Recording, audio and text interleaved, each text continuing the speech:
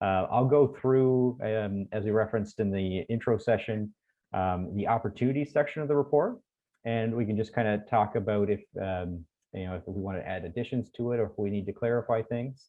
As we'll see, sometimes a word can be a pretty loaded word, and it means different things to different people, and that's totally acceptable. That's why we're here to talk about it. The other thing, we'll talk about priorities as well. Because priorities and opportunities are kind of related there, and we got some good feedback on what priorities were for some Indigenous communities regarding Indigenous economic development. And we'll kind of clarify the list. We'll add modifications, and hopefully we'll have an understanding and a report of key opportunities and priorities by the end of this session to use for Thursday, when we'll talk about next action. I think this is pretty clear to most people at this point. So it came from the day-and-a-half session in May 2019. And so this was from the SWOT analysis, the strengths, weaknesses, opportunity assessment, as well as a survey of the participants. There's 130 participants that were there over the day-and-a-half. And generally speaking, a lot of the obstacles and opportunities and priorities that came out do seem to fit with economic development research that other organizations has done. But we've got a very good New Brunswick context here, and we actually have a ranking and some quantitative answers about what's important to different communities. So we'll look at the SWOT analysis first. So like strengths, weaknesses, opportunities, and threats. So the strength, weaknesses part, that's the internal. Opportunities and threats, that's the external. Some people use opportunities and challenges, which is totally acceptable. So we're looking at the opportunities for this session. So language and culture was one of the main strengths that came out of the SWOT analysis from the group discussion. Location for some communities was seen as a strength. So if anyone that was part of the obstacles discussion, they'll note that location came up on the weaknesses side as well. So I could think it depends on some locations, but we noted that location was identified by participants as a strength and a weakness in the previous session. So in terms of numerical responses, I think it was three participants noted location was a weakness. So there's actually more people that identify it as a positive. So that's interesting. The businesses that so this is at the internal side. So I guess that would be the community-based businesses are seen as a strength in some cases. Leadership, governance, and administration. So we've got 6 people or 6 respondents that said that was a strength for their area, as well as the community itself. And so on the challenge side, so we'll note, so leadership and governance came up as challenges for some communities in a previous session. So here we're seeing that there's at least 6 participants that will be from the communities that said, listen, that's a strength of ours, and we think we can leverage some opportunities from it. So that's interesting. The opportunities, so these are the external ones, which I guess we're listing. So cannabis came to the top. And so in 2019, cannabis would have been a pretty developing field that had a lot of we'll say growth around it, and I think there's still probably growth in that market. I wonder if we've got some people on this call that'll have thoughts about it. So tourism came up as well. So there's actually, it was noted as part of the report, I think I've got a different slide, that tourism was, there's a number of tourism initiatives, especially for indigenous communities that are being offered by government right now. And so tourism actually has a lot of public dollars behind it as well. And natural resources came out as an opportunity, and land development. So out of this particular exercise, the external opportunities were identified on the right, and the internal strengths, which could be used to leverage opportunities, were on the left. And we can always go back to a slide, so I just kind of use it. We'll go through it, but if someone is like, "Well, what was that again?" We can always go back. So the note on tourism. So this is from page 26 of the report. So the Indigenous Tourism Association of Canada has been active across promoting Indigenous tourism across the country, taking steps to formalize the Brunswick chapter. And considering the fact that participants highlighted language, culture, and community as key strengths, there appears to be a belief among Indigenous peoples in New Brunswick that this will be a competitive advantage in the tourism market. So that was in 2019. So I'd be interested to see if anybody's taken advantage of that program, or if there's still different activities in the province related to it. So this, we'll go look at some of the survey responses. So I find the survey responses have a lot of detail to them. So one question was, what are your top 3 priorities for your community's economic development? And so the top one clearly was creating employment opportunities for members. So I think it makes sense. That's why a lot of us are here, creating employment opportunities. And for the communities, that was the top priority for economic development, period. Second was developing land and buildings for industrial and business parks. So there was significant responses related to that. Improving workforce skills, workforce education and training capabilities. So that was right next to developing land and buildings. As closely under that was developing entrepreneurs. And then we've got forming joint ventures, participating in major projects, increasing tax revenue, protecting language and culture, diversifying the economy, enhancing environmental protection, improving public infrastructure, came up several times, and growing already existing businesses. And then we had one other. So that was, so what are 3 priorities for your community's economic development? And what we got out of that was clear employment opportunities, but a couple interesting, we'll say, close seconds for developing land, improving workforce skills, and developing entrepreneurs. Let's go to the next one. 4. So we've got some numerical responses here for most important opportunities for your community's future economic development. So which sectors are most important for your community? So tourism was at the top at 22 responses. Natural resources, including forestry and fishing, were right underneath. Cannabis was not too far away from it. Renewable resources shortly under that, then retail, manufacturing, construction, ICT, agriculture, and then other. So far, anybody have any surprises here? Any comments? Do people think anything's missing? I think I've got a couple other responses we can go through. My first broad question. We'll go back to people after. You'll have another opportunity. Duncan, I'm kind of surprised at the low response targeting construction, because I know back in the 80s, 90s, in the oil and gas heydays of Fort McMurray, we had all kinds of maritimers, whether from Newfoundland or New Brunswick or Nova Scotia, that because of their trades, or even without trades, were able to get apprenticeships by going to Alberta. And many individuals don't like that, I get it. But there would be some that should be interested. And at the same time, it gave them an opportunity to come back home with a trade, or at least how a business within that sector or their trade could function in their own home. And construction being so prevalent in Nova Scotia right now, and I'm assuming New Brunswick is the same, there's a big demand for the construction, like the residential home construction and trades. And we know there's a shortage of housing in many First Nation communities. So I just don't understand why construction isn't higher on the list. Yeah, no, that's a valid point. So alternative explanations could be that there could be a view that construction might not have a local, might not appear to be having local impact, and it's like you said, that people see them going to Alberta, they're getting a skill, but maybe they don't feel it in the local economy. But they feel it when they come back, though, is what it is. They come back, they go there, learn it. You can use it as a learning while getting paid experience. That's what I saw. Yeah. And then when they come back, because they can see how the companies function. So with all the residential construction that's happening in Ontario, for example, it wouldn't take much effort to take a job here in Ontario to learn and grow and earn money while the money's plentiful in that arena right now. Mm-hmm. And then go back to New Brunswick and create your own business, or use those skill sets that you learned and transplant them back into your own community. Yeah. No, that's valid. And I know, so we've got, I think Wade's on the line from related to industry. And I know Sam's working on a couple projects where there's a lot of large construction projects coming down the pipe.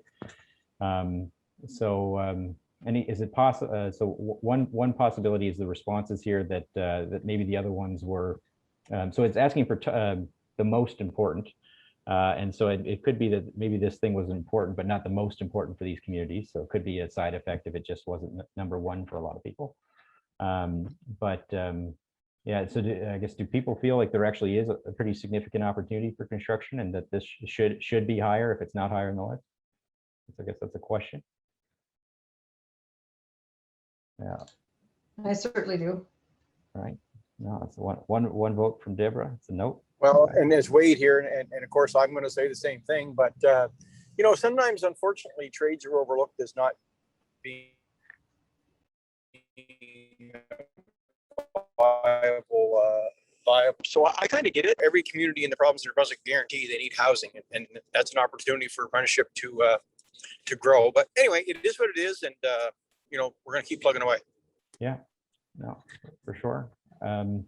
Any other comments? So we'll, I'll go to I think we got a couple more questions here we can go through. Can I just jump in on a housing one? Because I know that we do construct a lot of houses in our community here. Sure. And but the other thing that's happened has been there've been some apartments that have been creeping up, like 4-bedroom apartments or triplexes and stuff like that. But most of the time we are using the contractors, and those contractors are obligated to use the community labor. But there's a shortage of carpenters in our community, and I don't know if Wade, if you're working with our asset staff in terms of trying to come up with a program for carpentry training. Like some of that, like for example, we have some people that are trained, but they're not licensed. And I shouldn't say licensed, I forget the term that they use. They're not certified, I guess. And a lot of the communities now, there used to be a generous money that used to come down from Indian Affairs, as well as Canada Mortgage and Housing Corporation. But those monies have been really going down. I know that at one stage in point, what do you call it? The federal government during Harper years, they sort of drifted away from helping communities with housing, and they said that they want to start up First Nations mortgage or First Nations housing fund where people can get mortgages. But when you have such a high dependency on social assistance in the communities and very limited jobs, there's not much you can do to get a mortgage these days. And so that I guess that the education is key, as my brother would say, who's he's an educator. He calls me the bean counter. Anyway, he says that education is key, but sometimes it takes a long time to get certified. And I think that in some cases that's been deterrent to a lot of our community. They don't want to leave the community. They don't want to leave families to go and get training. And I think, Wade, this community is looking at bringing the carpentry course into the community here. Yes, for sure. We're always looking at doing that, and that's something we've got good at, I guess, in the last few years. So I think, but you're right. You know, we'll see results from that in a few years, because it's not going to happen overnight. But building a good workforce does take time. Great. Well, thank you, Alex. Thank you, Wade. There's no immediate comments jumping out. We can go through the some other responses relating to economic development for communities. And so my screen's covered here. So which of the following factors would you rate as most important to successful community development? And that would be, I guess, economic community development. And so self-sufficiency is clearly number one. You can see that. Long-term stability, clearly number two. Community health and wellness is kind of tied for third. Profitability and growth, language and culture revitalization. So we've got a clear top of the pack there of things that are most factors that would rate most important for communities. We've got improved education and training, environmental health and protection, improved community services, and reputation, making the list, but not near the top of the list. So any yes, I was trying to reach you. Were you trying to reach me? Did you call me?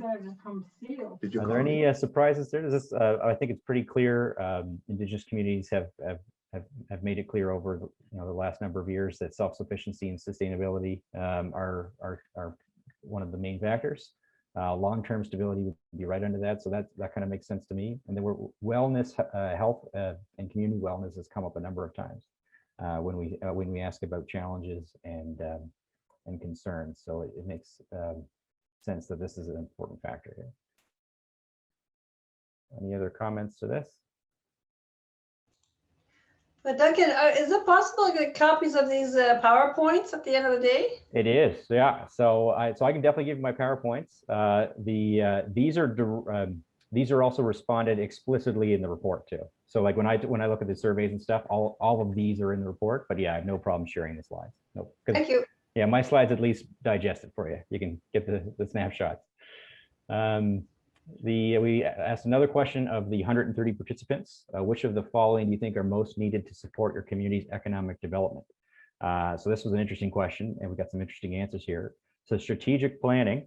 So Deborah, I'm not sure if you're surprised to see strategic planning as one of the most needed areas of support for economic development.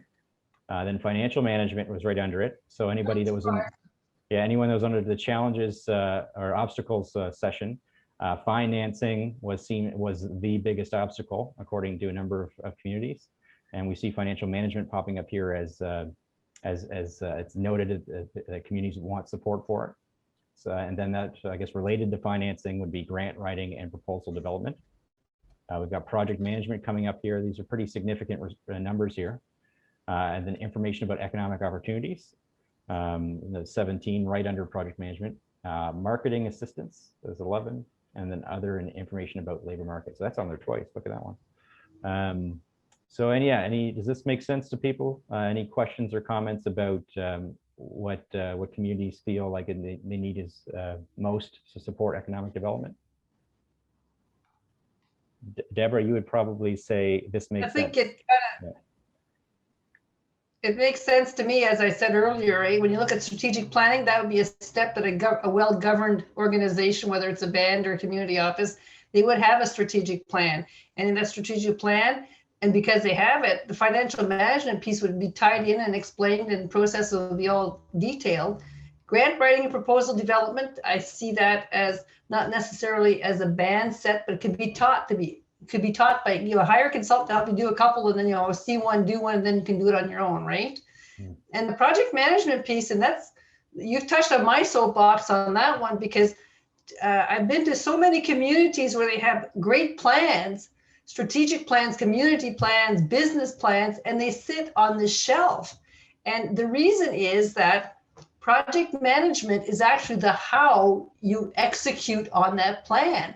And without project management, those plans are going to sit on the shelf, or they're going to flail, and they'll be very challenged at getting a good success rate. And project management can be taught. You don't need to go to university for that. I've taught it at the high school level. I've taught it at the industrial level. I've taught it at the college level. And you can make it as simple as, it's elastic. You can teach it. And I think that's a basic skill set and this is where I think First Nations can take a leap ahead of, say, mainstream schooling. I would make project management a compulsory class in your last year of high school. To me, that's a life skill. If you had, and it doesn't have to be at the master's level, just at the very, your basic processes, your basic functions within there. And if you go in there, then the students will understand, and they'll recognize the elements in there that they need to be able to execute on their plans. I wish it was that simple, because, for example, we have the community development plan, where you're going to live, that type of thing.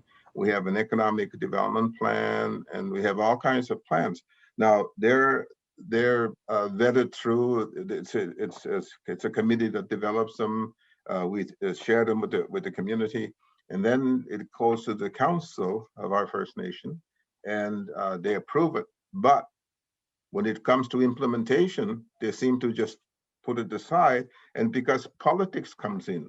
And I think it's probably the same with the provincial governments and federal governments, because sometimes they have planned, the government changes, and then the roads no longer are going to be improved, the bridge is going to be abandoned, no, not a new one, So, but here, we have councils or counselors that micromanage. And so, for example, we have a community planner that's qualified. Our CEO he's got his degrees, and in project management is one of them, one of the things he studied.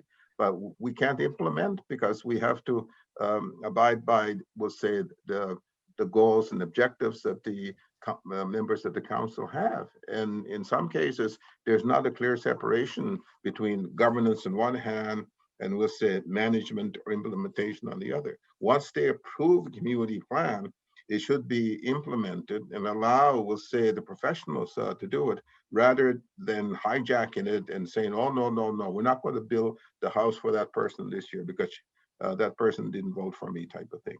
So we got to do something in terms of educating our politicians and our leadership that they should be working for the community rather than just individual that they like or whatever. So it's not, I wish we could do it, but when we tried to do it, like I said, we're just overruled. That goes back to governance again, because you set out the rules of policies for decision making, and you can't go outside those rules, processes, and procedures. It's the organizational structure, the roles, responsibilities, the limits of authority, and that's it. Or maybe key criteria, decision criteria, for example. There could be all kinds of different approaches, you know, depending on which department you're talking with, housing versus ECDEV or land or whatever, right? So, yeah, the thing is that I don't think that we'll say planning is just a recent thing for our communities for leadership, because before that, all the community planning and business planning and whatever kind of planning was really done outside of the community, sometimes with no consultation with our leadership and or with the community. And that was done, we'll say, by either Indian Affairs or other kind of people. So it's just, I think that our leadership needs to probably learn a little bit more about the importance of these things and educate them. I'm sorry for it. Yeah. Because it's very, very tough working, we'll say, with a community sometimes when you want to take community in this direction and get, for example, right now our chief is trying to come up with $50 million to invest money into a sawmill operation, and to us it doesn't make any business sense right now to do that. And nobody's going to give you $50 million right now at this stage and point. And when you do that, you have to put some money yourself, either 5% or 10% or even higher portions than that. But anyway, I'm sorry. I don't want to hijack this survey of participants. No, I don't. This is all valid. So I did note, so Gwen made a good point in the chat. So because we were looking at the rankings of which I'm pretty sure Gwen was probably commenting in this, of which sectors are more important for your community's future economic development. And so we had discussion that construction might be a little low. So the other part with this, it would just be it could be a victim of this being a subset of the attendees, and that perhaps the attendees for the forum might not have connections with the construction industry. So it could be related to that, but it's still it's who attended the session. Yeah. Exactly. Yeah. The other thing is that for economic development, I know that it's very important to do infrastructure in advance of any kind of economic development. We have a situation, we'll say, on a highway. Well, the highway is really great for businesses, and like we have some already right now, the gas station, a number of other kinds of things. But there's no underground infrastructure. There's no water system. There's no sewer system. And they come, like, we realize at some station point that there should have been a sewer system and the water system installed and other site work done prior to any kind of businesses as being established. Because now the buildings are having, like the bingo plex is having constant problems with the toilets, because they keep blocking up, and it's because it's only a septic tank that they have installed in there. And when you have, we'll say, 300 people in there and using these facilities, is not working very well. So I think that although it doesn't say anything about economic infrastructure, that we need to really look at that as well. Yeah, and I think I believe in terms of challenges, I think infrastructure made the list for sure. But it's okay. I'll look one more survey question that we'll look at the answers to, and then we'll just kind of look at the summary of our list of opportunities here. And we want to, I think we've got 8 minutes left or something. So the last question will show from the survey is, which of the following services do you think are most needed to support your community's entrepreneurs? So not necessarily economic development, which was the first one, but entrepreneurs. And so on the entrepreneur lens, we see financing again shoot to the top. Business plan training is right underneath, community support, marketing training, leadership, mentorship programs, human resources, and physical space came on the list. So the general theme that I've seen on a couple of presentations is financing is an issue at the community level and the entrepreneur level, and whether it's an issue of education or access or mentoring. Any I guess comments or surprises here about Duncan? There were two responses for other. What did they indicate as other? That's a good question. I'd have to go back. I don't even think it's in the report. I'd have to pull up the original survey, which would take time. So, but I don't know is the short answer for today. Yeah, it was summarized in the report as other. But that's a valid question. All right. So in terms of the overall list that came to the top of key opportunities based on the survey and the SWOT analysis, so cannabis, tourism, natural resources, and renewable resources were essentially the top four. We have a sense from discussions that, and I would think Sam and Gwen might suggest that the developments in Moncton might mean that just the trades in general, anyone related to subcontracting or building a building related to a science center in Moncton, there might be a real opportunity there at some point. So is this really the top four, I guess is the question, for key opportunities in 2021? I was just wondering if you if the group would be open to, instead of just cannabis, looking at agriculture in general. Mm-hmm. That's the, when the company I work for, we specialize in agriculture financing, and we just think there's so much. When you look at the, sustainability is one of the self-sustainability, self-efficiency, long-term sustainability, all of that ties nicely in with agriculture, and it's a little broader than just cannabis. It's just a thought. Yeah, we've got anybody related to the agriculture industry on the line? I have family members who have dairy farms, who have blueberry fields, who have Christmas tree farms, that type of thing. Mm-hmm. And I know, and that's in Nova Scotia.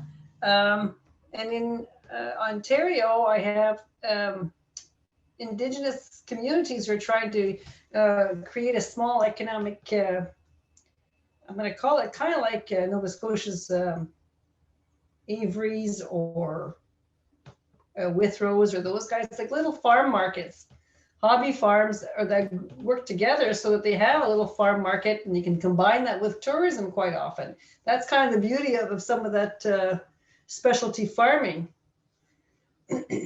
People will drive by. I mean, even when I drive around, if I see a local farmer who's got, say, okay, I've got some blueberry jam here for sale, homemade this and homemade that, and from their own harvest, I buy every single time, and it's always better than what I buy at the grocery store.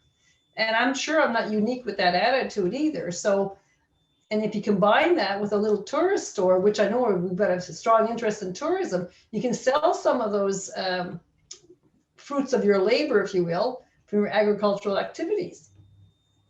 Yeah, you can also think bigger too, in terms of if you can grow cannabis, you can grow microgreens, which is all part of food sustainability, and means we stop, eating lettuce that comes up from California.